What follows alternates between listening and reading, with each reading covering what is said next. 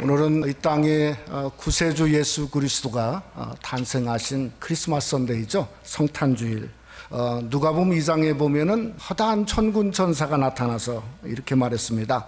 누가복음 2장 14절 말씀에 보면 지극히 높은 곳에서는 하나님께 영광이요 땅에서는 하나님이 기뻐하신 사람들 중에 평화로다 하니라. 그러니까 하늘은 하나님의 그 영광의 위대하심을 찬양하고 기뻐하는 날이고, 땅은 구세주 예수 그리스도의 평화와 기쁨이 충만한 바로 그날이 성탄절이라고 하는 겁니다. 그래서 성탄절을 맞이해서 여러분의 삶 속에 그 하늘의 영광과 또 땅의 기쁨과 충만함이 함께하는 복된 성탄절이 되시기를 주님의 이름으로 축원합니다. 참 요즘에 제가 이렇게 느끼는 것은 성탄절에 그 하늘의 마음과 땅의 마음이 같았던 어떤 첫 번 크리스마스와는 다르게 요즘에는 하늘의 마음과 땅의 마음이 다르다 하는 것을 생각을 해보게 되어집니다. 하늘은 참 그리스도 예수의 그 탄생과 그 역사를 통해 지금도 기쁨으로 충만한데, 땅은 요즘에 웬일인지 성탄절이 되어도 급속도로 그 성탄의 기쁜 마음이 사라지고 있음을 보게 되어집니다. 쇼핑몰에 가보면 점점 캐롤송이 사라지고 있음을 우리가 느낄 수 있죠. 또 학교에서도 마음껏 메리 크리스마스를 못하고, 또 그뿐만 아니라 공공기관에서는 더 할 수 없는 그러한 미국에 우리가 살고 있다고 하는 것이 참 이게 믿어지지가 않습니다. 또 한국은 좀 다를까 이렇게 생각해 봐서 이렇게 웹사이트를 크리스천 앞서를 봤더니 요즘에 한국은 무슨 저작권, 그러니까 이 캐롤송이나 이 크리스마스송에 대한 저작권 문제 논쟁 때문에 이게 무서워가지고 이 법에 또 저쪽이 그럴 때는 또 법을 따져요. 그래가지고 이 캐롤송을 못 들고 있다 하는 얘기를 읽어본 적이 있습니다. 어디까지나 핑계지 않습니까? 사람의 마음이 점점 식어지고 있다, 성탄의 마음에서. 저는 우리는 좀 달라야 되겠다는 생각을 합니다. 첫 번 크리스마스에 하늘의 마음과 땅의 마음이 하나가 된 것처럼 여러분도 여러분의 삶 속에 2018년도 성탄주일을 맞이해서 첫 번 크리스마스의 마음으로 돌아가는 귀한 역사가 여러분 속에 함께 하시기를 주님의 이름으로 축원합니다. 저는 하늘의 마음과 땅의 마음이 같은 것을, 이건 무슨 마음인가? 성탄의 마음이다, 이렇게 말씀을 하고 싶습니다. 여러분, 이 성탄의 마음이 과연 뭘까요? 어떤 것을 어떻게 찾아가야 우리가 참 이 성탄의 마음을 가질 수 있겠는가 하는 걸 생각해 보면 역시 우리는 성경밖에 없죠. 텍스트밖에. 첫째는 이 동방박사의 마음입니다. 우리 헨리가 이렇게 같이 말한 것처럼 이 마태복음 2장 2절에 보면 한번 우리 다 같이 한번 해볼까요? 유대인의 왕으로 나신 이가 어디 계시냐? 우리가 동방에서 그의 별을 보고 그에게 경배하러 왔노라 하니. 그러니까 이 그 성탄의 마음은 저와 여러분의 삶을 통해서 뭐죠? 우리 그 아기 예수만을 워십하고 경배하는 거죠. 세상이 아무리 요란하고 그저 세상이 뭔가 이런 그 성탄의 기쁨이 사라지고 있다고 할지라도 나만은, 내 가정과 자녀와 우리의 신앙만은 정말 내가 그 아기 예수만을 그저 경배하고 예배하고 싶다 하는 것이 성탄의 마음이라고 하는 거죠. 또 하나는 저는 목자의 마음이라고 생각을 합니다. 누가복음 2장에 보면은 이 그 그리스도의 성탄의 위대한 소식이 유일하게 밤에 양떼를 지키는 목자들에게 천사가 나타나서 말하지 않았습니까? 뭐라고 말하냐면 누가복음 2장 11절 말씀에 보면 이런 말이 있습니다. 오늘 다윗의 동네에 너희를 위하여 구주가 나셨으니 곧 그리스도 주시니라. 그 예수님이 어디에 나셨다고요? 다윗의 동네에서 나셨다 이겁니다. 그러니까 이 다윗의 동네에서 밤에 양떼를 지키고 있던 목자들에게 이 성탄의 놀라운 소식을 알렸다고 하는 거죠. 왜 다윗의 동네, 왜 베들레헴인데, 아니 왜 다윗의 동네라고 이렇게 말씀을 하고 있냐면, 여러분 다윗은 그 양을 마치 자기 목숨처럼 사랑했던 사람이었죠. 여러분, 그러니까 똑같다는 겁니다. 마치 하나님이 정말 그런 목동 다윗을 기름 부어서 이스라엘의 왕으로 삼으셨습니다. 여러분, 주님이 다윗의 동네에서 나신 것은 주님도 다윗과 똑같다는 거죠. 마치 주님은 요한복음 10장에 뭐라고 했냐면 다윗처럼 나는 선한 목자라고 그랬어요. 선한 목자. 선한 목자는 양들을 위해서 목숨을 버리거니와 이렇게 말씀하고 있다는 겁니다. 그러니 이것은 다 같은 마음을 가진 마치 목자들이 정말 양떼를 사랑하고 양떼를 지키기 위해서 밤에 그 양떼를 지키고 있는 목자들에게 그 주님의 탄생도 똑같은 마음을 가진 예수 그리스도가 탄생한 것도 역시 천사들이 그 목자들에게 나타나서 정말 그런 예수 그리스도가 이 땅에 태어났다 하는 것을 큰 기쁨의 좋은 소식을 목자들에게 먼저 알리게 되었다는 거죠. 그러니까 우리가 생각해 볼 건 뭔가 하면 목자의 마음은 다름 아닌 사랑하는 마음이죠. 그저 성탄을 맞이해서 우리가 어떤 목자의 마음을 가져야 될까? 이전보다도 더 예수님을 사랑하는 귀한 은혜가 여러분 속에 함께 하시기를 주님의 이름으로 축원합니다. 주님을 더 사랑하는 거죠. 또 주님을 사랑하는 것보다 주님이 여러분을 사랑한 것처럼 나도 이웃을 사랑하고 연약한 자를 사랑하고 형제를 사랑하고 우리 성도를 사랑하는 그 사랑에 우리 자녀들이 함께 예배하는데 우리 자녀를 이전보다도 더 사랑하는 그런 마음이 다름 아닌 목자의 마음이라는, 그것은 성탄의 마음이라고 하는 거죠. 그런데 오늘 이 이사야 선지자는 이사야 11장 10절에서 조금 성탄의 예언을 다르게 예언하고 있습니다. 뭐라고 말씀하고 있냐면 여기에 보면 그날의 이새의 뿌리에서 한 싹이 난다. 여러분, 이새는 누구를 말하고 있냐면 다윗의 아버지를 얘기하고 있죠. 다윗의 아버지도 다윗처럼 똑같이 목자였어요. 근데 성경에서 이새를 이야기할 때는 어떤 목자를 의미하고 있는 게 아니고 무엇을 의미하고 있냐면 가난하고 천한 사람을 의미하고 있어요. 마치 예수님도 이 땅에 태어나실 곳이 없어서 마국간에서 태어나시고 말구에서 누우신 건 뭐죠? 똑같은 모습이죠. 가난하고 마치 인생을 그의 아버지 요셉처럼 그저 30년 동안 가난하고 천한 목수의 아들로 살고 있음을 성경에 말씀하고 있다는 거죠. 여러분, 오늘날 우리가 왜 우리 성도에게서 성탄의 마음이 자꾸 식어지고 사라지고 있을까? 그 이유는 더 이상 오늘날 성도들이 너무 부유한데 너무 대단한데 눈을 돌리고 있다는 겁니다. 여러분, 정말 성탄은 뭔가 하면 가난한 자, 가난한 마음, 마치 이새의 그저 그 뿌리에서 난 것처럼 그러한 연약한 곳에 있는 것에 마음을 둘 때 정말 성탄의 놀라운 은혜가 있다는 거죠. 우리가 잘 안 대로 저 남미에서 올라온 수천 명의 캐러밴들이 티와나 국경에 있지 않습니까?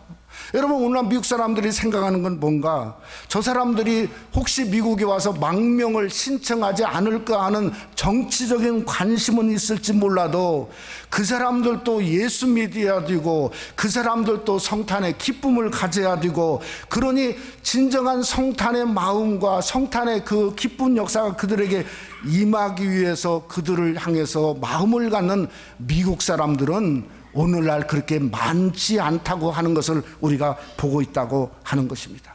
우리는 그러기에 낮은 마음을 가져야 돼요. 그저 가난한 마음을 가질 때 우리가 성탄의 마음을, 아 정말 그렇구나, 나도 예수님처럼 그런 마음을 갖고 살아야 되겠구나 하는 마음의 역사가 우리 속에 일어날 수 있다는 거죠. 오늘 성경은 말하기를 이사야가 이새의 뿌리라고 그랬어요. 이새의 뿌리에서 한 싹이 난다. 이 뿌리란 말은 그 히브리어로 쉐렛이란 말입니다. 근데 뿌리란 말은 우리가 잘 아는 대로 어떤 근원을 얘기하죠. 존재의 근원. 그러니까 존재의 근원이 이새의 뿌리에서 났다는 거죠. 근데 그 쉐렛이라는 그 히브리어는 어떤 근원을 말하냐면 그저 가난으로 끝내는 근원이 아니고요. 그 존재가 그저 가난했지만은 그러나 번영과 영광을 나타내는 근원을 말하고 있는 것이 히브리 말로 쉐렛이라는 거거든요. 그러니까 우리 예수님은 이새와는 전혀 다른 거죠. 여러분, 마치 이새처럼 우리 예수님도 겉모습은 보잘것없고 가난한 목수였습니다. 그런데 이사야 53장에 말씀을 하고 있는 것처럼 그 모습 그대로죠. 우리가 흠모할 만한 아름다운 것을 겉모습에서는 발견할 수 없다는 겁니다. 그런데 예수는 그게 전부가 아니었죠. 그의 뭔가 영광과 그의 근본은 전혀 다르다는 거죠. 빌립보서 2장 6절에 보면 성경은 뭐라고 말씀하냐면 그는 근본 하나님의 본체시나 하나님과 동등됨을 취할 것으로 여기지 아니하셨다. 그러나 예수님은 그 뿌리의 근본의 역사는 하나님의 영광이었어요. 하나님의 본체였어요. 하나님과 동등하신 분이었어요. 하나님의 아들인 예수 그리스도가 이 땅에 태어난 거죠. 그러기에 예수님은 우리에게는 세이비어요, 영광이요, 하나님의 그 놀라움을 드러낼 하나님의 놀라운 존재라고 하는 겁니다. 그러니 주님은 저와 여러분에게 세이비어가 되시고 구세주가 되시고 임마누엘 영광의 왕이 되신 것을 성경은 말씀하고 있다는 거죠. 여러분, 이사야는 우리에게 그러기에 무엇을 말씀하냐면 그 이새의 그 한 싹이 이 땅에 태어나면, 즉 예수 그리스도가 태어나면 우리는 어떻게 해야 되는가를 우리에게 말씀하고 있습니다. 첫째는 뭔가 하면 그분의 깃발 아래 모여라고 하는 거예요. 그 말이 뭐죠? 한 싹이 나서 만민의 기치로 설 것이요. 이 기치라는 말은 배너입니다. 배너. 깃발이에요, 깃발. 예? 여러분, 이 깃발은 무엇을 의미를 가지고 있냐면 전쟁이 일어나면 그 전쟁의 기수가 너무 중요합니다. 깃발을 든 사람이 중요해요. 왜냐하면 군사들은 그 깃발을 따라서 움직여야 돼요. 깃발이 원하는 대로 움직여야 돼요. 그러니까 깃발을 따라가야 승리할 수 있고, 깃발을 따라가야 그저 뭔가 그 전쟁에서 이길 수 있는 길이 바로 그 깃발만 쳐다보는 거죠. 그런데 전쟁에서 그 깃발을 땅에다 꽂아버리고 내려버리면 무슨 의미인가? 전쟁이 졌다는 의미예요. 여러분, 이 땅에 오신 한 싹이신 예수 그리스도는 깃발을 땅에다 던져본 적이 없습니다. 주님은 어떤 상황, 어떤 일이 있어도 그는 그 기치를 선 것처럼 서서 그가 원하는 길을 가셨다는 거죠. 주님이 그저 지셨던 가장 위대한 그 깃발은 뭔가? 저는 십자가라고 생각합니다. 그러니까 우리 성도들은 어디에 모여야 되냐면 예수 그리스도의 십자가 앞에 모여야 돼요. 십자가만 따르고 십자가만 바라보고 십자가만 의지하고 십자가만 붙들고 살 때 저와 여러분의 인생길은 승리의 길이요, 구원의 길이요, 영광의 길을 걸을 수 있음을 믿으시기를 주님의 이름으로 축원합니다. 또 오늘 성경은 뭐라 했냐면 그가 거한 곳이 영화로우리라. 우리 영어 성경에 보니까 이런 말을 번역했어요. 거한 것을 뭔가 하면 resting place라고 그랬습니다. 안식처라.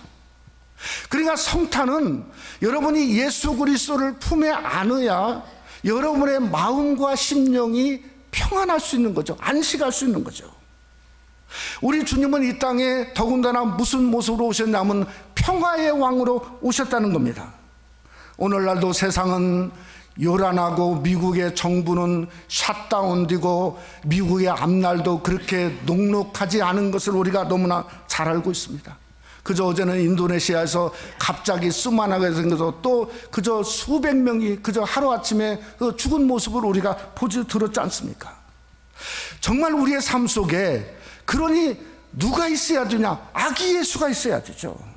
아기 예수가 어떤 상황에도 아기 예수만 계시면, 우리가 품에 안으면 바로 우리가 그곳이 안식하는 안식처가 될 수 있다는 거예요. 어떤 상황에도 우리가 주님만 계시면 우리 찬송가에 Silent Night, Holy Night 한 것처럼 정말 거룩한 밤이 되고 고요한 밤이 되는 귀한 역사가 우리 삶 속에 일어날 수 있다는 거죠. 그것뿐만 아니라 주님이 거하는 성도마다, 가정마다, 삶마다 영광의 나라, 영광의 그 하나님의 놀라운 장소로 변한 것을 바로 이사야 선지자는 우리에게 예언하고 있다는 겁니다. 그러니 오늘 우리가 주님 전에 나와서 성탄주일에 주님 앞에 예배하고 주님을 품에 안기 원하고 주님께 경배하기 원하는 저와 여러분의 삶은 우리가 주님이 임마누엘로 함께하지 않습니까? 그러니 여러분은 정말 주님의 영광으로 가득하고 주님의 평화로 가득하고 어찌하든지 주님이 여러분의 삶을 통해서 영광을 드러내는 예수 그리스도의 놀라운 안식처가 되는 그러한 귀한 역사가 성탄을 맞이하는 여러분의 삶 속에 함께 하시기를 주님의 이름으로 축원합니다. 말씀을 마치고자 합니다. 제가 올 봄에 라오스라고 하는 라오를 이렇게 가보게 되었는데 정말 제가 가본 나라 중에 가장 가난하고 열악한 환경에 있던 나라가 아시아의 캄보디아 위쪽의 라오스라고 하는 나라더라고요. 거기는 선교사님이 저한테 이런 말을 합니다.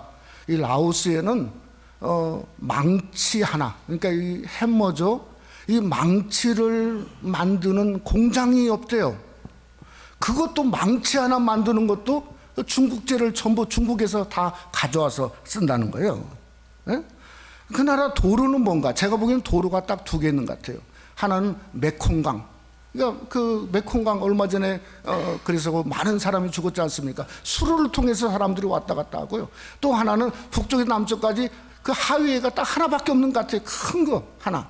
그러니까 중간에 뭘 막으면 꼼짝할 수 없는 마치 그런 나라가 바로 라오스더라고요. 근데 이게 정말 공산주의 나라입니다. 공산주의 나라. 예?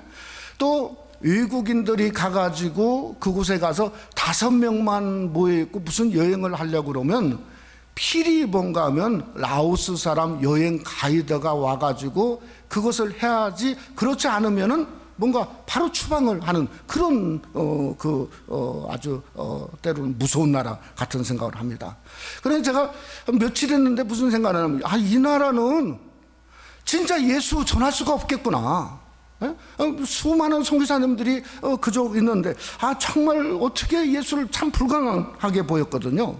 근데 우리가 잘 아는 대로 저희 교회에서 지원한 우리 박성천 선교사님이 쌍둥그루 유치원을 거기에 지금 계속 세워서 올 봄부터 공사를 시작해가지고 또 짓고 지는데, 제 생각에는 돈을 더 이상 안 들여도 될 것 같은데 계속해서 그 시골 마을에 유치원을 짓는 거예요. 잘 짓는 거예요.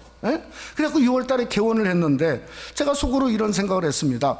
저기에 저렇게 많은, 물론 뭐 그 나라 거에 비해서 대단한 건 아니지만, 미국에 비하면 대단한 건 아니지만, 저거 복음도 전할 수 없는데 저렇게까지 시골에 잘 지어가 할까, 이렇게 생각을 하고 있었습니다.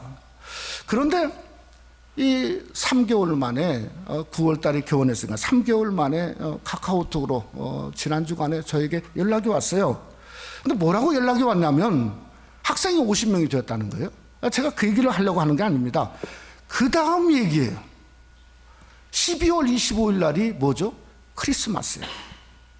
근데 크리스마스에 성탄절 행사를 준비해서 아이들과 발표를 하겠다고 사진을 보내왔어요.